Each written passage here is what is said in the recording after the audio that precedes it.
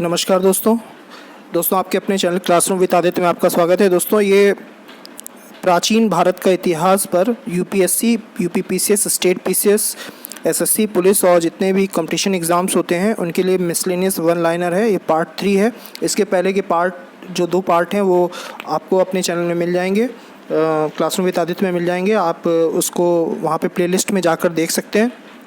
देखिए दोस्तों, ये लास्ट ईयर्स में आए हुए कुछ सवाल हैं, वन लाइनर के रूप में मिसलेनियस हैं, ठीक है। तो सभी के लिए इम्पोर्टेंट है, इनका रिपीटिशन होता रहता है इस तरीके के सवालों का, प्राचीन भारत के इतिहास का। दोस्तों, वीडियो शुरू करूंगा इसके पहले आपसे एक रिक्वेस्ट है, अगर आपने हमारे चैनल को अब तक लाइक, सब्सक्राइब और शेयर नहीं किया तो ऐसा जरूर करें। राइट साइड का बेल आइकन जरूर प्रेस करें ताकि नए वीडियो अपलोड होने पर आपको नोटिफिकेशन मिलता रहे। तो दोस्तों, वीडियो स्टार्ट करते हैं। देखिए दोस्तों, इसमें पहला पॉइंट है कि अपने प्रिय शिष्य आनंद के कहने पर बुद्ध ने जिस स्थान पर बौद्ध संघ में स्त्रियों को भिक्षुणी के रूप में प्रवेश की अनुमति दी तो वो स्थान था वैशाली। देखिए दोस्तों, इसमें क्या है कि मैंने क्या किया है कि जो क्वेश्चंस आए हुए हैं उसमें सीधे सीधे वन लाइनर के रूप में क्वेश्चंस थे, लेकिन मैंने उससे संबंधित जो आसपास के फैक्ट हैं वो भी इसमें क्वेश्चन आंसर के रूप में फॉर्मेट में शामिल किए हैं। तो ये थोड़ा सा आप लोगों को और एक्स्ट्रा बेनिफिट देगा, तो देखिएगा उसी के अकॉर्डिंग फैक्ट्स को कंसीडर करने की कोशिश करिएगा। तो इसमें देखिए, इसमें क्या कह रहा है, इसमें पहला यहाँ पे एक पॉइंट और रेज हो रहा है कि बुद्ध के प्रिय शिष्य का नाम क्या था, आनंद था, ठीक है। और इसके पहले भगवान बुद्ध ने जब बौद्ध संघ की स्थापना की थी तो उसमें स्त्रियों को भिक्षुणों के रूप में प्रवेश की अनुमति नहीं थी। आनंद के कहने पर ही बुद्ध ने जो है ये अनुमति प्रदान करी थी ताकि स्त्रियाँ इस संघ में शामिल हो सकती थी। और वो स्थान कौन सा था जहाँ बुद्ध ने ये अनुमति दी थी आनंद को और भिक्षुणों के रूप में शामिल करने के लिए स्त्रियों को, वो स्थान था वैशाली, ठीक है। अगला पॉइंट देखिए दोस्तों, क्या है, इसमें कह रहा है कि बौद्ध संघ में शामिल होने वाली प्रथम स्त्री जो बुद्ध की सौतेली माँ मौसी भी थी वो कौन थी, महाप्रजापति गौतमी। तो देखिए, महाप्रजापति गौतमी वो पहली महिला थी, वो पहली स्त्री थी जो कि बौद्ध संघ में शामिल हुई थी, स्त्री के रूप में, स्त्री भिक्षुणी के रूप में शामिल हुई थी। और गौतम बुद्ध की सौतेली माँ और मौसी भी थी, वो थी महाप्रजापति गौतमी। अगला पॉइंट है दोस्तों, देखिए, हिंदुओं और बौद्ध संबंधी एलोरा की निर्माण का संबंध जिस राजवंश से, वो राजवंश है राष्ट्रकूट है, ठीक है। तो महाराष्ट्र में एलोरा की गुफाएं हैं, ठीक है। और वहाँ पर जो मंदिर बने हुए हैं या जो नक्काशियाँ हैं, जो स्कल्पचर्स हैं, ठीक है, वो सब हिंदू और बौद्ध साहित्य, बौद्ध जो संस्कृति है उससे संबंधित है, ठीक। बौद्ध हिंदुओं से संबंधित हैं। और इस जो स्कल्पचर या मोनुमेंट का जो निर्माण कराया था, वो एलोरा का मंदिरों का जो निर्माण हुआ था वो किसके द्वारा कराया गया था, राष्ट्रकूट राजाओं के द्वारा, राष्ट्रकूट राजवंश के द्वारा कराया गया था। तो हिंदू और बौद्ध संबंधी एलोरा निर्माण जो है वो राष्ट्रकूट से संबंधित है। अगला पॉइंट है दोस्तों, महाबलीपुरम का संबंध जिस समय के राजवंश से है वो है समय पल्लवकालीन। तो पल्लवकालीन राजवंश द्वारा महाबलीपुरम की स्थापना की गई थी, ठीक, याद रखिएगा। अगला पॉइंट है दोस्तों कि इसमें 7वीं सदी में जिस पल्लव शासक ने महाबलीपुरम नगर की स्थापना की थी वो थे नरसिम्हवर्मन प्रथम, ठीक है, नरसिम्हवर्मन प्रथम। तो देखिए, बहुत प्राचीन ऐतिहासिक नगर है महाबलीपुरम। तो ये जो स्थापना करी गई थी इस नगर के, और यहाँ पे जो मंदिर वगैरह स्थापित हैं वो जो पल्लवकालीन शासकों के द्वारा स्थापित करी गई थी, और जिसमें कि एक प्रमुख पल्लव शासक थे, सबसे पहले जिन्होंने स्थापित किया था वो थे नरसिम्हवर्मन प्रथम, ठीक, याद रखिएगा।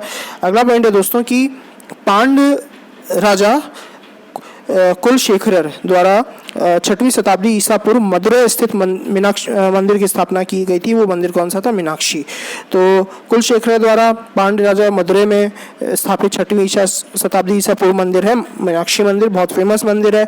आप लोग ये कमेंट करके बताइएगा कि कमेंट सेक्शन में कि जो महाबलीपुरम है और मदुरै है वो कहाँ स्थित है, वर्तमान में किस राज्य में स्थित है, ठीक है। तो मीनाक्षी मंदिर आपका पांड्य राजा कुलशेखर द्वारा, और 7वीं शताब्दी में महाबलीपुरम नगर की स्थापना नरसिम्हवर्मन प्रथम द्वारा की गई, याद रखिएगा। अगला पॉइंट देखिए दोस्तों, क्या है, अगला पॉइंट क्या कह रहा है, अगला कह रहा है कि 950 से 1050 ईस्वी के मध्य चंदेल शासकों के द्वारा जो मंदिर बनवाए गए थे वो थे खजुराहो में, एमपी में ये खजुराहो जो स्थान है वहाँ पे मंदिर बने हुए हैं। ये चंदेल शासकों के द्वारा 950 से 1050 ईस्वी के मध्य बनवाए गए थे, ठीक, बहुत फेमस मंदिर है एमपी में। अगला पॉइंट है दोस्तों कि जिस शासक के सिक्कों पर बुद्ध का अंकन मिलता है वो शासक था कनिष्क। कनिष्क ने अपने सिक्कों पर उसके समय में बुद्ध की प्रतिमा या बुद्ध की जो चित्र थे वो अंकित करवाए थे। ठीक, याद रखिएगा। अगला देखिए पॉइंट क्या कह रहा है। अगला कह रहा है कि ऋग्वेद में उल्लिखित कुभा यानी कि काबुल, क्रमु यानी कि कुर्रम, गोमती यानी कि गोमल, सुवालू यानी कि स्वात नदियां जो अफगानिस्तान में बहती हैं का संबंध दर्शाता है। किसका ये संबंध दर्शाता है? आर्यों का अफगानिस्तान से संबंध दर्शाता है। ठीक है, याद रखिएगा। देखिए प्राचीन काल में भारत का जो विस्तार था वो अफगानिस्तान तक था। ठीक है, और वहाँ पर प्राचीन काल में ऋग्वेद में कुछ नाम आए हैं कुछ नदियों के, जैसे कुर्रम जो है वर्तमान में कहते हैं, और पहले जो नाम था वो क्या नाम था? क्रमु था। उसी तरीके से कुभा जो है वर्तमान में काबुल नदी है, काबुल का नाम सुना होगा, अफगानिस्तान की राजधानी, वहाँ पर जो है कुभा नाम की नदी बहती थी जिसे वर्तमान में काबुल नदी कहते हैं, उसी के नाम पे काबुल पड़ा है। फिर उसी तरीके से गोमती थी जिसे वर्तमान में गोमल कहते हैं। सुवालू को स्वात कहते हैं, स्वात घाटी का नाम सुना होगा, स्वात घाटी स्वात नदी के द्वारा, सुवालू नदी के द्वारा बनाई गई थी, फेमस घाटी है। ठीक है, तो ये क्या संबंध दिखा रहा है? ये आर्यों का संबंध अफगानिस्तान से स्थापित करता है। ठीक, याद रखिएगा। अगला पॉइंट देखिए दोस्तों क्या कह रहा है। अगला पॉइंट कह रहा है प्राचीन श्रावस्ती यानी कि जो वर्तमान में गोंडा के पास में स्थित है का नगर विन्यास कैसा था? तो यानी कि जो आर्किटेक्ट के हिसाब से जो मैप बनाया गया था, जैसे बसाया गया था प्राचीन श्रावस्ती को, वो कैसा था? अर्धचंद्राकार था। ठीक है, हाफ मून शेप था। ठीक है, इस तरीके से अर्धचंद्राकार रूप में प्राचीन श्रावस्ती का डिजाइन था, उसके नगर विन्यास था। ठीक, अगला पॉइंट है दोस्तों देखिए यापनीय संप्रदाय का संबंध किससे है? यापनीय संप्रदाय का संबंध जैन धर्म के श्वेतांबर मान्यताओं का पालन करने वाले लोगों से।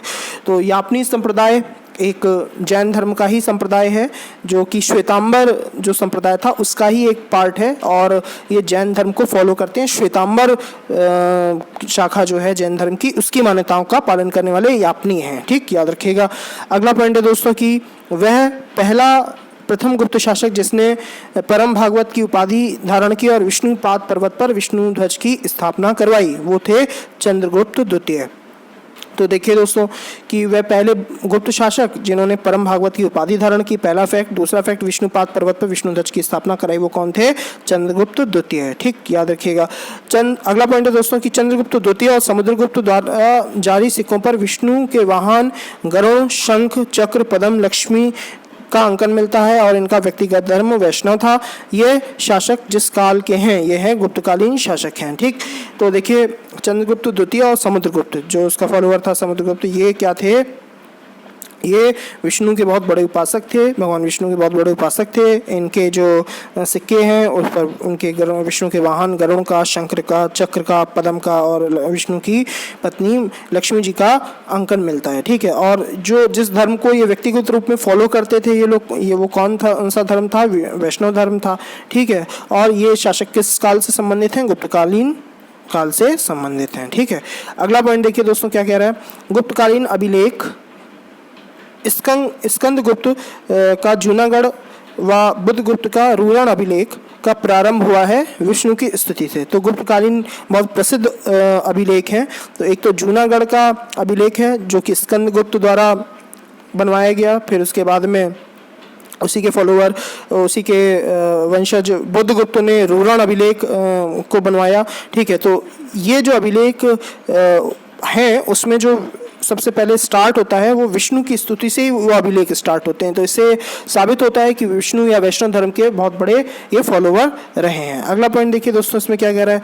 अगला कह रहा है कि प्राचीन भारतीय इतिहास में पाणिनि और पातंजलि राजवंश के समय, जिस राजवंश के समय फले फूले। तो देखिए पतंजलि और पाणिनि, ठीक, दो ऋषि रहे हैं भारतीय इतिहास में, और ये जिसके समय में सबसे ज़्यादा फले फूले यानी कि जिसके समय में इनको प्रसिद्धि हासिल हुई वो था शुंग राजवंश। ठीक है, तो शुंग राजवंश के समय में ये फले फूले थे। ठीक, अगला पॉइंट देखिए दोस्तों क्या कह रहा है। पाणिनि की कृति अष्टाध्यायी पर महाभाष्य का टीका लिखा था। तो पाणिनि की कृति है अष्टाध्यायी, पहला पॉइंट, और दूसरा महाभाष्य जो पाणिनि के अष्टाध्यायी पर लिखी गई टीका लिखा गया वो पतंजलि का है। ठीक, याद रखिएगा। तो पाणिनि की कृति अष्टाध्यायी जिस पर महाभाष्य नाम का टीका टिप्पणी जिसने लिखी वो थे पतंजलि ऋषि। ठीक, याद रखिएगा।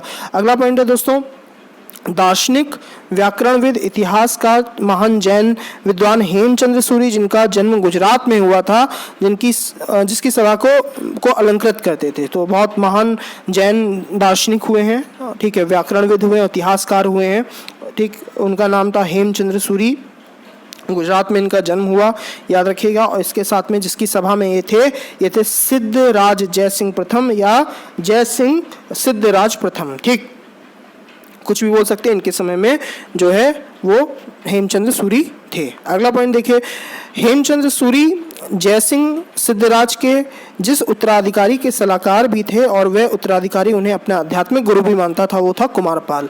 तो कुमारपाल जो है वो सिद्धराज जयसिंह प्रथम का पुत्र, और इसके साथ साथ में जो हेमचंद्र सूरी थे वो उसके गुरु और आध्यात्मिक गुरु भी थे, और उनसे सलाह भी लेता था, सलाह करता भी थे, ठीक है।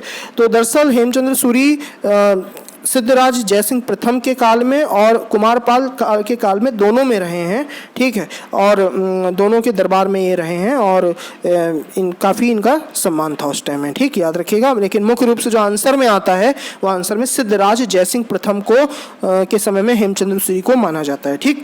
अगला पॉइंट है, देखिए दोस्तों, अगला पॉइंट क्या कह रहा है। अगला पॉइंट कह रहा है कि डेनमार्क के कोपेनहेगन संग्रहालय की सामग्री के आधार पर पाषाण, कांस्य, लौह युग का 3 स्तरीय विभाजन 1820 ईस्वी में जिस पुरातत्वविद ने किया वो था जे थॉमस। तो डेनमार्क की राजधानी, डेनमार्क का एक शहर कोपेनहेगन, और वहाँ के एक संग्रहालय में कुछ चीज़ें रखी हुई हैं जो कि 1820 में का जो एक पुरातत्वविद है जिसका नाम है जे थॉमस, वो उसी समय से पाषाण यानी कि पत्थर का एज, कांस्य धातु का एज और लोहे का एज, तीनों को अलग अलग बांटता है, उसी के आधार पर उसने क्लासिफिकेशन किया, ठीक, याद रखिएगा। अगला पॉइंट है दोस्तों कि राधा कृष्ण के प्रेम पर आधारित काव्य जय गोविंद की रचना बंगाल के शासक लक्ष्मण सेन के जिस दरबारी कवि ने की थी, जो 12वीं सदी के प्रसिद्ध संस्कृत कवि भी थे, ठीक है। तो 12वीं सदी के एक प्रसिद्ध संस्कृत कवि थे, ठीक, उनका नाम था जयदेव, ठीक। उन्होंने राधा कृष्ण के प्रेम पर आधारित एक ग्रंथ लिखा, उसका नाम था जय गोविंद। ये हिंदी में भी आपको मिलेगा, हिंदी का साहित्य का जब इतिहास पढ़ते हैं तो उसमें भी जय गोविंद का जिक्र होता है, ठीक है। तो जय गोविंद नाम की रचना करी, और ये जो प्रसिद्ध कवि थे किसके दरबार में थे, ये थे लक्ष्मण सेन के दरबार में थे, ठीक, इनके दरबारी कवि थे, और काफ़ी प्रसिद्ध कवि जयदेव रहे हैं। ये पहले जो है वो संन्यास ग्रहण कर लिया था, लेकिन बाद में इन्होंने गृहस्थ जीवन में आकर के में बसे, और इसके बाद में राधा कृष्ण से संबंधित एक महान ग्रंथ और एक बहुत फेमस ग्रंथ जो है वो रचित किया, उसका नाम था जय गोविंद, ठीक है। तो दोस्तों इस वीडियो में इतना ही, ठीक, फिर नेक्स्ट वीडियो में मिलते हैं, तब तक हमारे चैनल को लाइक, सब्सक्राइब और शेयर करना ना भूलिएगा। थैंक